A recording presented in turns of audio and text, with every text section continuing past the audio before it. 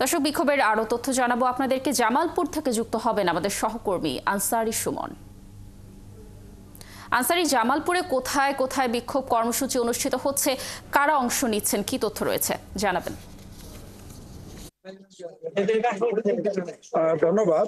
জামালপুরে মূলত সকাল থেকে জেলার বিভিন্ন উপজেলা এবং গ্রাম পর্যায় পর্যন্ত ফিলিস্তিনের গাজায় ইসরায়েলি বাহিনীর যে বর্বরতম গণহত্যা সেটির প্রতিবাদে বিক্ষোভ মিছিল শুরু হয়েছে এবং সকাল থেকে জেলা জুড়েই মূলত বিক্ষোভ মিছিল এবং সমাবেশ অনুষ্ঠিত হয়েছে।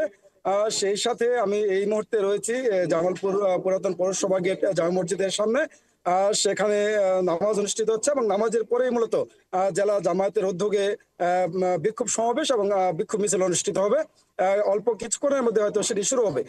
যদি আরেকটু বিষয় বলি যে আজকে সকাল থেকে মূলত জামালপুরের 7টি উপজেলায় বিভিন্ন সংগঠনের পক্ষ থেকে বিক্ষোভ মিছিল হয়েছে এবং ইসরায়েলি পণ্য বর্জনের যে ডাক দেওয়া হয়েছে সেটি চলমান রয়েছে। আমি এই মুহূর্তে জামাতে ইসলামের যে বিক্ষোভ সমাবেশ সেটি অনুষ্ঠিত হবে এবং নামাজের আর 5 মিনিটের মধ্যে হয়তো সেই বিক্ষোভ মিছিল অনুষ্ঠিত হবে।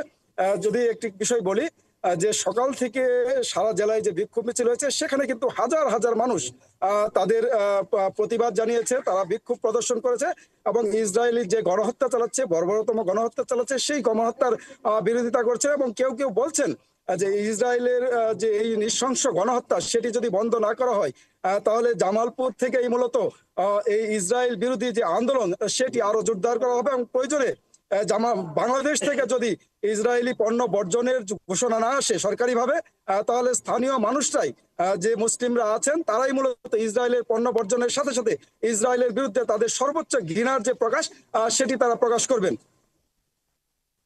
সুমন, ধন্যবাদ আমাদের সাথে যুক্ত থাকার জন্য। দর্শক, যেমনটি বলছিলাম যে জামালপুরেও বিক্ষোভ হচ্ছে ইসরায়েলি আগ্রাসনের বিরুদ্ধে, সে বিষয়ে সর্বশেষ তথ্য জানাচ্ছিলেন আমাদের সহকর্মী।